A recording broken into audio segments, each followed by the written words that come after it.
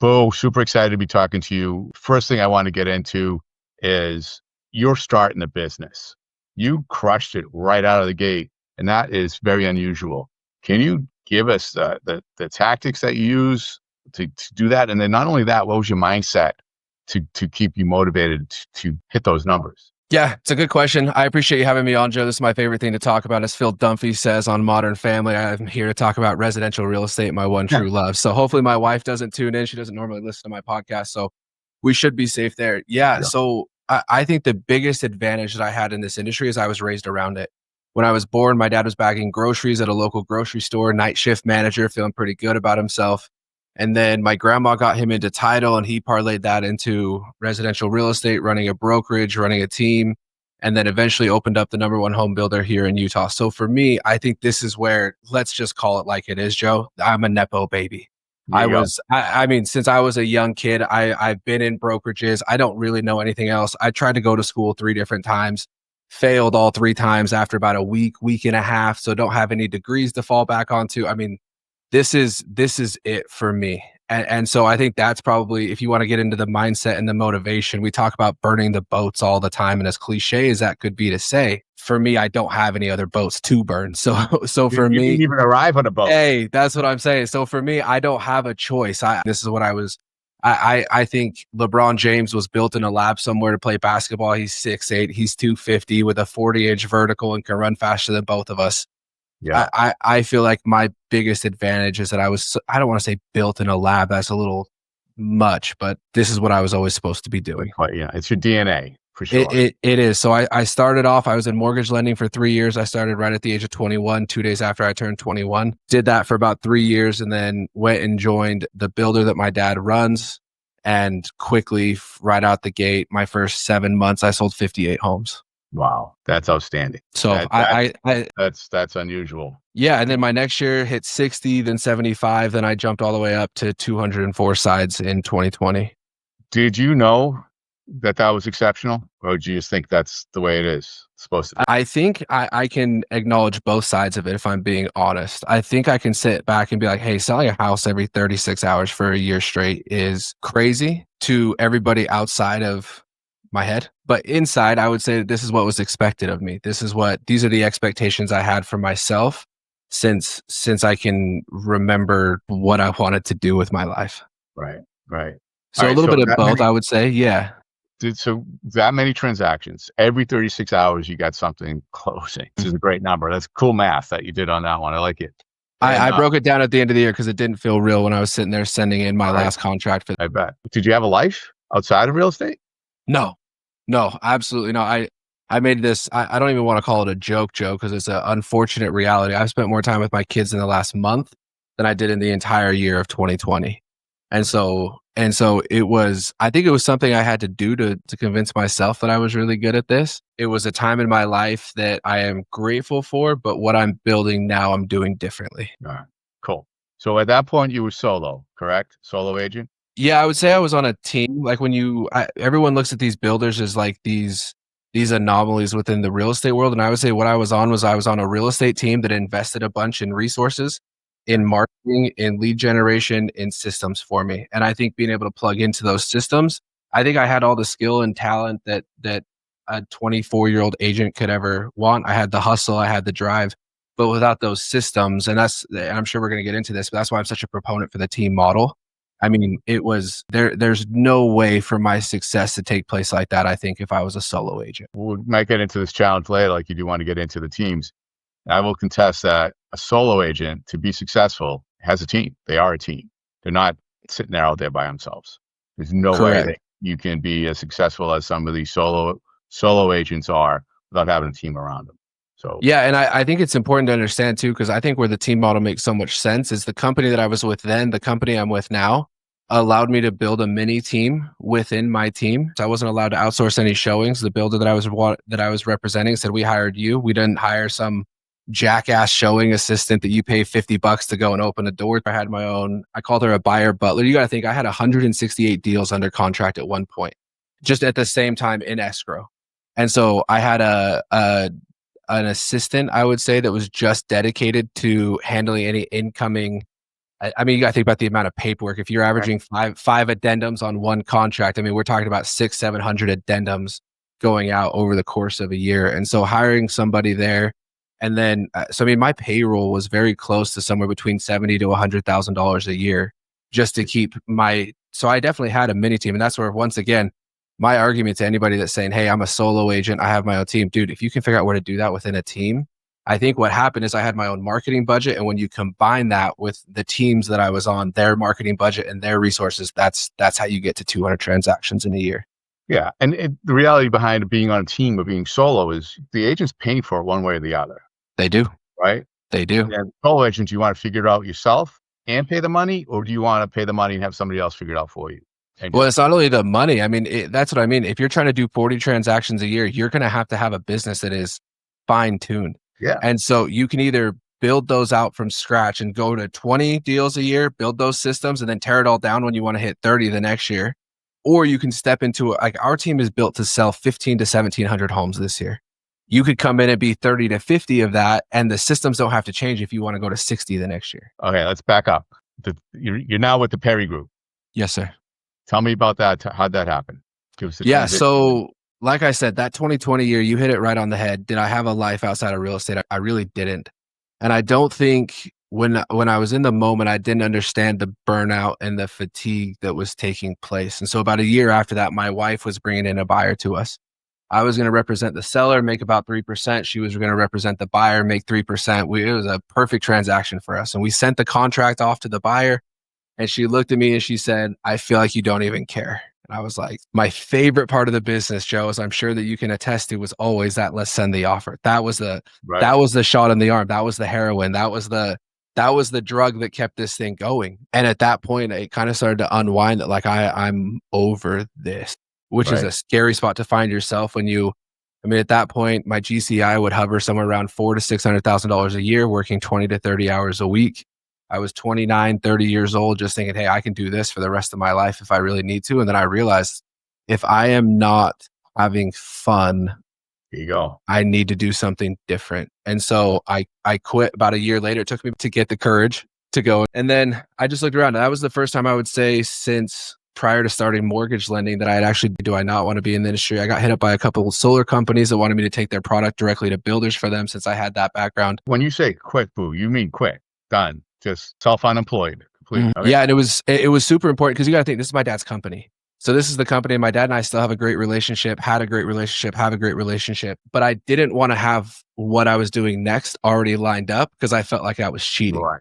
Right. I felt like if I go to my wife tonight and say, "Hey, it's not you, it's me, I'm out," and then I move into the neighbor's house 2 days later, Right. it wasn't me, it was her. And so for me, I quit. I had no idea what I was going to go in, and that was super important to me to leave the right way because I felt like this company had always done right by me.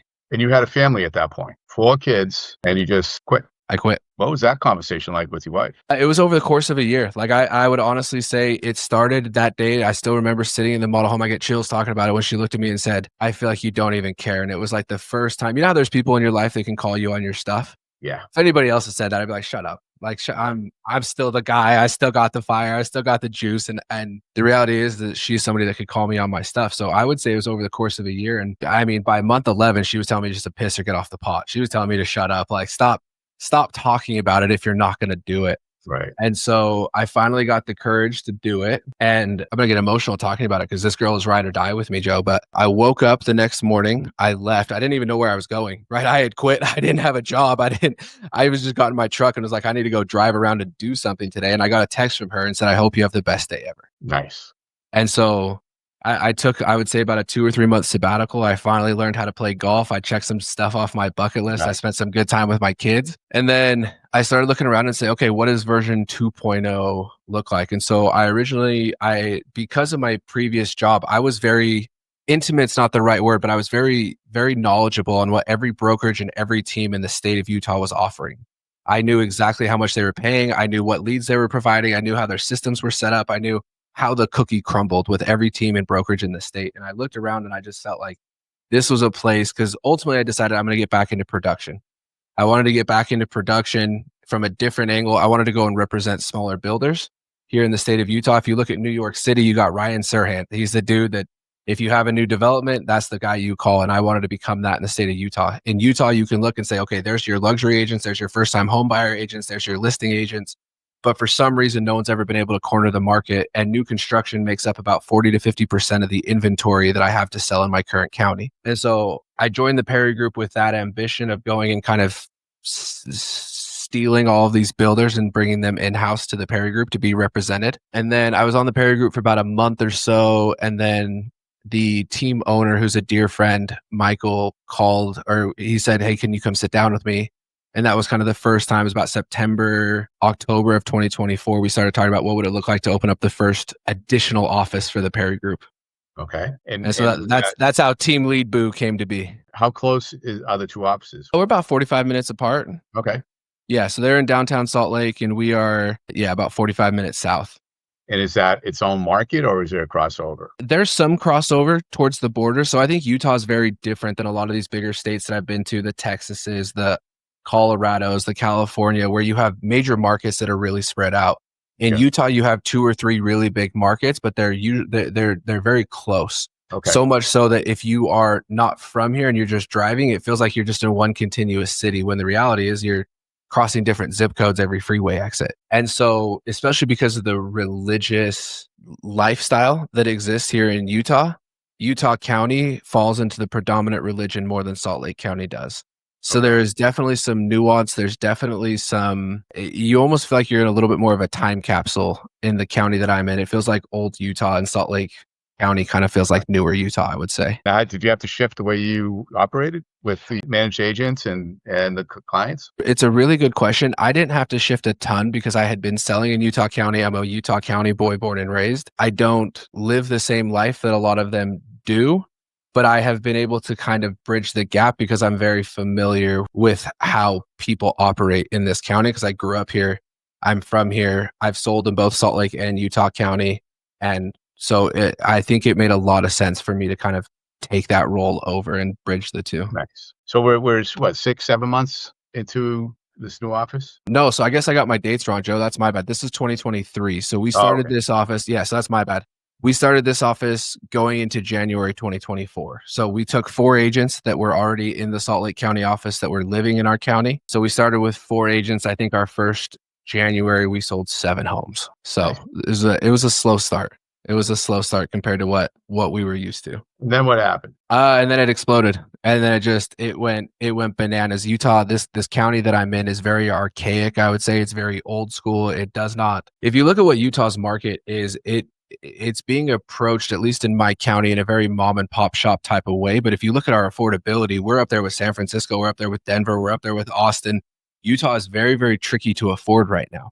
And so because of that, I think that there is this new wave of agents coming. And though that new wave of agents is what I would say is gravitating towards our group right now. Okay, so we started with 4, just for some context. We started with 4. Today we're up to about 65 agents. We should hit somewhere between 500 to 600 transactions this year, which will make us the biggest team in the county. That is a small team. I mean, a large team, a small firm. It's a subsect of a larger team. So the whole Perry Group has about 160 to 170 agents, and we make up about 60. So the entire team will close 1,500 transactions. We should be about 500 to 600 transactions of that in year 2. From somebody that doesn't know their head from their ass when it comes to being a team lead, Joe. I'm learning on the job here. What's the method? Like, how do you feel your way through this and get people to produce at such a high level? I think I am a very good catalyst to be a team lead because I am an individual that scaled my business from $0 GCI to $1.2 million GCI in 3 years on splits that were never better than 60-40. Right. I think the best I ever got was 65-35. And it wasn't through selling luxury. It was through selling townhomes. Townhomes was my bread and butter, the $450,000 to $475,000. And I scaled that up to somewhere between 65 and 70 million in 1 year. And so I think, I don't even know what I would use to describe it, but I am the antithesis to what the real estate industry is saying you need to do. You need to go solo. You need to do it all on your own. You're going to make more money that way. And I'm like, hey, we can compare 1099s all day long. I think that this team model is the team model is the best real estate model that's going to exist in the next 3 to 5 years. For caveat here, Joe, for 85 to 90% of real estate agents. Okay. And then I also think And too, I can't argue that. And you mentioned that 1099 is only one piece of it. If you're solo, their 1099 might be the same. If it's the same, their bottom line is going to be way different. their expenses were entirely different than what mine were. I was able to jump in and tap into a marketing budget that spends somewhere between $2 to $3 million a year for lead awareness. And all I had to do was just get in front of them. So like I said, I think that's a big portion of it. I think the other portion too is real estate for whatever reason. And being in Utah is fascinating because we've become a hub for some of these big tech innovators, these big tech companies. And for some reason, real estate is just an archaic industry across the board. I mean, if you look at take Chat GPT off and let's work backwards. The most recent big innovation was DocuSign. Before that, it was the fax machine. Like we are talking about an archaic industry where the team leads and brokers that exist in the majority of brokerages have been in their seats for the last 30 years, have not been producing since 1990. And they are catering to the average real estate agent across America, which is a 62-year-old white woman. And so I think when you have somebody that comes in and doesn't have a set way of doing things, doesn't have the same playbook that they've been living on for the last 20 to 25 years, saying, well, back in my day, this is how we farmed our SOI. I think that it is having a massive impact in our industry. That's so. Let's talk about the profile of your agent. What do you look for when an agent's going to come on board? I need them. The first big thing is I need them to be self-motivated. We talked about motivation early on. I have never been one that had to go put David Goggins on in the gym to get through a workout. I'm not the guy that needs Andy Elliott telling me to take my shirt off and get a six pack or I'm fired. And so for me, my motivation is I got 4 kids. I got a wife. Like I'm trying to do something with my life. And so I am a firm believer that the second that I have to start training on motivation instead of this is the tactical way to get more listings, this is how you get a buyer through the process quicker, this is how you overcome objections. The second that I have to train on motivation, I can't train on the real stuff that actually moves real estate.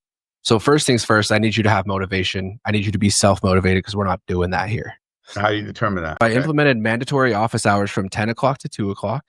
And if 20 hours a week spent on your business feels like a lot, this is not going to be a good fit for you. If you feel like 20 hours a week, and there's some caveats to it, obviously, once you start producing a deal a month, that requirement goes away because at that point, I can trust that you're doing what you need to be doing.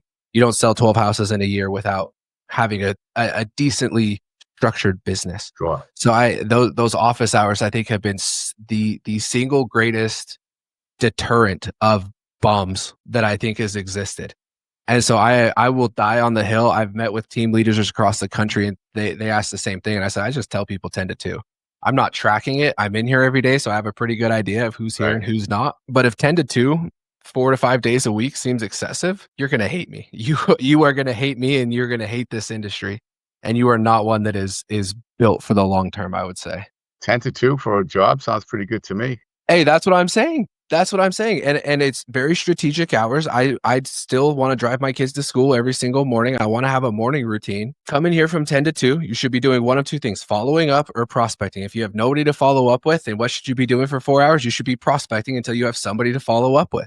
Right. The majority of your appointments in this industry are going to take place after the hours of 2 o'clock. Go and take those appointments. And then I have 2 goals. I want to get agents into production quickly, and I want to have them in sustained levels of production for a long time. That's how my team stays the most profitable, is by keeping them on the team for longer. And so I want you to go to your appointments at the end of the day and then be done. Be done for the day. Don't be calling, don't be emailing, don't be texting. There's 2 reasons why you should be reaching out to somebody after hours. If it's to save a deal, if it's to get a deal under contract. That's 10% of the calls and texts that we send every day, Joe. Right. The rest of the 90 can wait until the next day when you're in the office at 10 o'clock. So your agent's not open 24/7? I try to shut them down as much as possible. And I tell every agent in my office, if you lose a deal because you didn't call somebody back at 11:30 to go over the inspection report, I will personally help you go and find a new client. Yeah. Yeah. Agents don't respect their time. The client's not going to respect their time. Yeah. And how often do we see people that get into production, they sacrifice everything in their life to get to production, and one day their wife looks at them and says, hey, I'm out. This isn't working for me, even if you sold 30 houses last year. And I don't want to burn people out and I know I can get them into production. I don't want them to get in production and then burn out after 18 months. All right. So you also, to be able to do that, you have the systems, the services, and to allow them to shut down at the end of the night? What does your back office look like that's supporting them? We have a robust system that's been built from the ground up. Like I said, Michael Perry, who is the team founder, with him and his dad, his brother, we call him Elon John for short, because this dude is Elon Musk when it comes to building out systems. He's a coder. He lives coder hours. He lives every single day. He doesn't go to sleep at night, but then he sleeps all day Wednesday. Like, I'm talking your stereotypical coder. And so he's built all of our systems from the ground up. We have a robust TC team with, I think, 4 full-time TCs, and they probably each have 1 to 2 virtual assistants to help support them. We have all of your signs dropped off. We have your super done. We have your content created. You have all of your open house, your marketing materials, everything done for you. Our goal is to put agents into a spot where all they have to do is focus on selling. That's fantastic. So let's go back to solo agent versus the team agent. Yeah. Having all that kind of support, how can they not make more money? If they do less transactions, if they ride the gravy train. Oftentimes what I think you see happen is we're going to take a bunch of stuff off of your plate. If you don't replace that with lead generation and then actually face-to-face interaction with a client, and you just say, hey, I'm going to do my 4 deals this year, and I'm going to have a bunch of extra time because I got TCs, I got this, I got that. If your goal isn't to come over here and increase your production, stay a solo agent is what I would say. Yeah, I've seen that happen with agents who hire their TC and they finally have some time and they take it to relax and play golf and not convert it to more deals to pay for that hiring person, whoever they hired, and then some. I mean, everybody you bring into the program should be generating 3x of what you're paying them. Yeah, I think that there's 2 ways to hire people. The first one is the strategic hire. The what can I get rid of? So for me, it's paperwork. If I'm doing, like we said earlier, 500 to 600 addendums a year, if each one of those takes me 2 minutes, I mean, you're talking about thousands and tens of thousands of minutes. That if I take that and apply it back towards the part that I can't outsource, my marketing, my face-to-face, some of those things, that's the strategic hire. I think the other one is energetically. So I could go and create all my own content, but energetically it's draining. So can I pay some kid $15 an hour to help me do it and take some of my energy back? I think that that's just as effective, even if it's not as nuanced, saying, hey, I put $1 in, I got 3 back. Yeah. No, that's cool. And that, quality of life has a price for it too, right? It absolutely does. And I think that's where agents need to make a business decision and say, is this an energetic hire or is this a strategic hire? Because they are different and they have different KPIs that you want to track. Yeah. So 60 plus agents, all producing at a high level. What's Boo's life like? Depends on the day. But like I said, the goal when I quit was to go and show myself that I could build something that I was making the same amount of money with what I was previously doing. I'm not there yet, but we're on pace for it. And then number 2 is I wanted to do it correctly, meaning I still wanted to see my kids. I still wanted to cook dinner for them. I still want to be there on Saturdays. I still want to be at the football games. And so I live a very, I wouldn't even say disciplined, but a very structured and routine life. I'm usually in bed by about 8:30 or 9 every single night. If I'm out past that, my wife and I are making jokes about, I don't remember the last time we stayed out this late. Right. So try to stay structured. I don't produce anymore. The joy, the excitement's gone, but I still have that same goal I started with, which is to represent builders here in the state of Utah. So far this year, we have signed listing agreements on just shy of 300 units that will close over the next couple of years with some of these builders. So if I'm not running the team, working with agents, recruiting, retention, that type of stuff, then I'm spending time representing these builders. That's fantastic. Tell me about retention. Sorry, go ahead. What are you doing for that? Like, how are you keeping your agents engaged? I don't really care about keeping my agents engaged. I am a firm believer that if you don't want to be here, walk away. I don't do long-term agreements. We've recruited some agents that their brokers were throwing a stink fit because they're like, well, you still got 9 months left on your contract. Bro, if somebody doesn't want to be here, there's the door, respectfully. I'm not going to change everything that we were trying to do to either A, engage you, or to B, to keep you. This is I think the biggest misnomer out there is you see these team leads and these brokers talking like, this is a family. Anybody that leads, Joe, anybody that leads with this is a family is trying to take advantage of you. They are trying to keep you there based on guilt and loyalty, not based on what the systems and how you make more money. And so we'll run, I think a healthy turnover rate is anywhere from 8 to 12% of the team. So this year I anticipate I'm going to lose about 6 to 8 agents on the team. We factor that going in this year, and I am okay with that. I think that some healthy turnover is okay. And if at any point you say, hey, this is too much for me, there's the door. Respectfully, let's part way as friends. Now we're going to have an exit interview that's about 90 seconds, and it's on to the next thing. Yeah, good for you.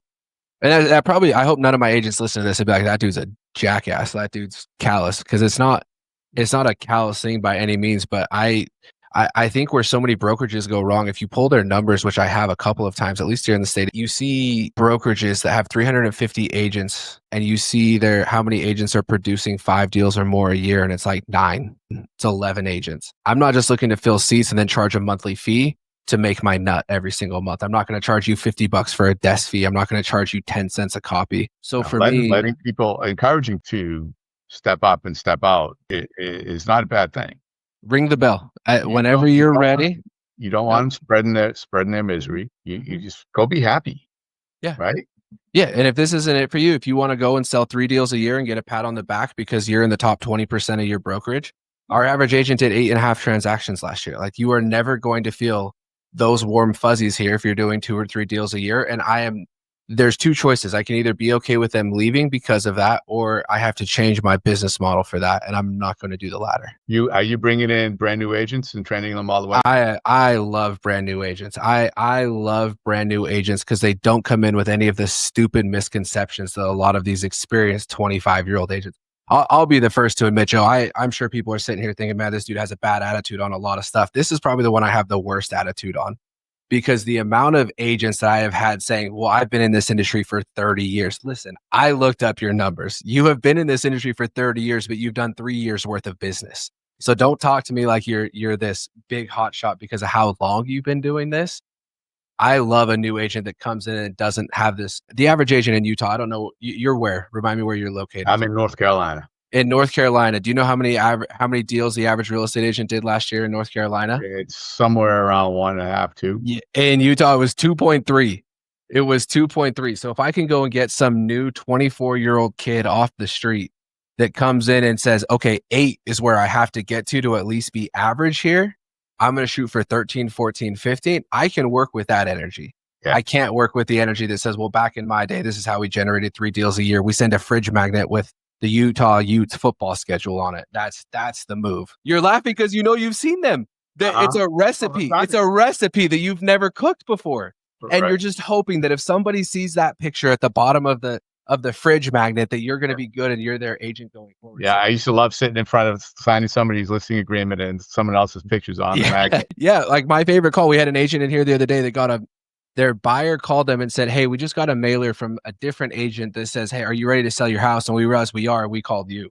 Those are the types of agents that I'm looking for, not the people that are going to have their 500-person database and call once a quarter. Hey, do you or anybody you know looking to sell a house? Like, I'll take a brand new agent that has no bad habits yet. And I'm going to whisper for this part. We're going to call it indoctrinate them.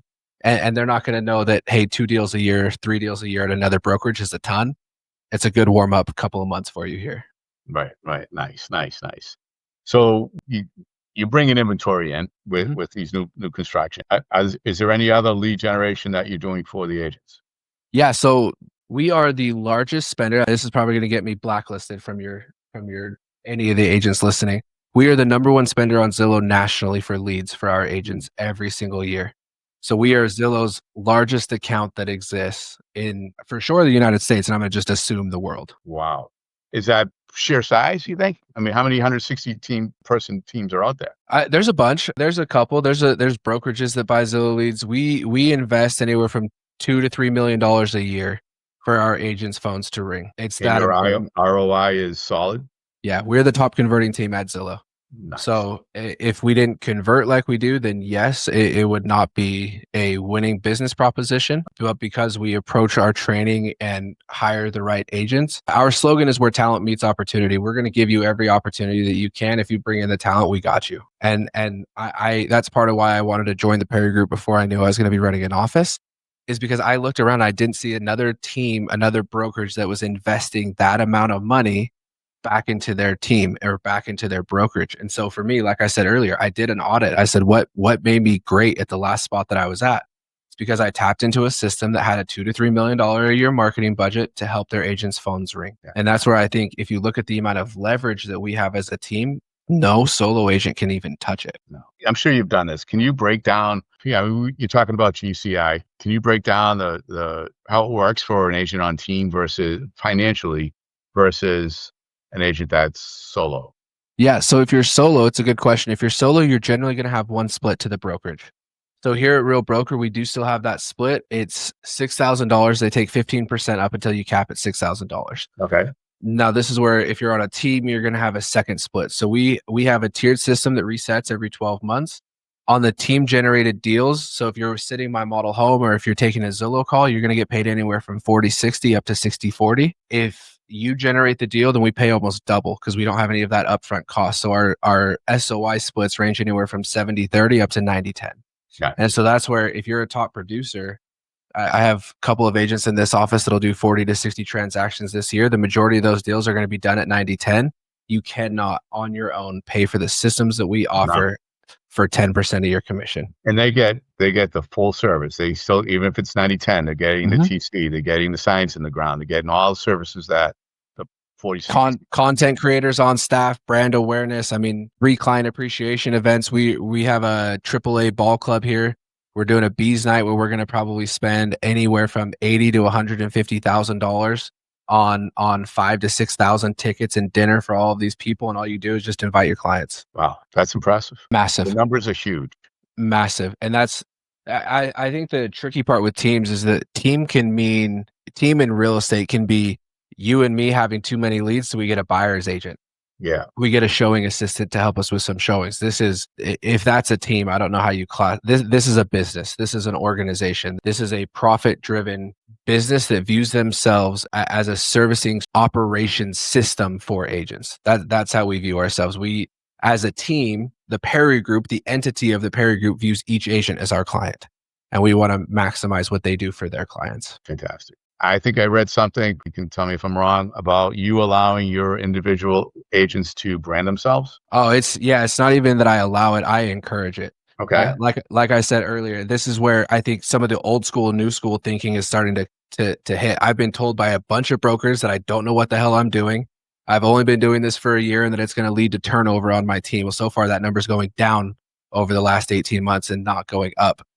Like I said earlier, where I can be the most profitable as a team lead is if I can A, get my agents into production quickly, and then B, keep them into sustained levels of production for longer. If I wanted to turn you into a lead flow baby getting paid 50-50 on average on every single deal, at some point when your business grows and you start generating your own SOI deals, you're going to say, well, if all I'm paying for is leads, I don't need to be there anymore. So I think that the leads are a great start. I think that they are a fantastic resource to keep your business stable. But if you are on my team for longer than 18 to 24 months, and 98, 99% of your business is still being generated by the team, I'm going to feel like I want every single agent on my team to have their own personal brand awareness, their own SOI, their own hyper-local speciality. Because when you can get to that point, if I can keep supplementing you and helping you grow that, you will stay on my team for longer. And this is where all the old heads are telling me I'm crazy. They want to just turn their agents into lead flow babies that don't know how to go out and generate their own business. So you don't want them on the hamster wheel, just doing deal after deal after lead. No, I think that the lifespan on my team is shorter that way. Yeah, I can see that, how that would absolutely be a benefit for somebody being on that kind of team. Yeah, but I think it's that's the thing. You have $3 million a year going out to make your phone ring. And then you have more millions of dollars being poured into content creators to help you make content, to different ways for you to call out your SOI and say, hey, come to the ballpark with us for an evening. I don't just want you to be my lead flow baby. I want you to have your own business. This is a legacy project for me, Judd. I want to be able to look back in 10 or 15 years and say all of these top producers that are running Utah's real estate landscape started in my office. I can't do that if they're just on the team. Right. Systems. How set are your systems? Your CRM, has everything been baked into the system, into the company for a while now? Mm-hmm. Yeah. Yeah, the systems are more robust than I think the majority of solo agents and even other teams have even considered. How much of that is homegrown? How much of it do we develop?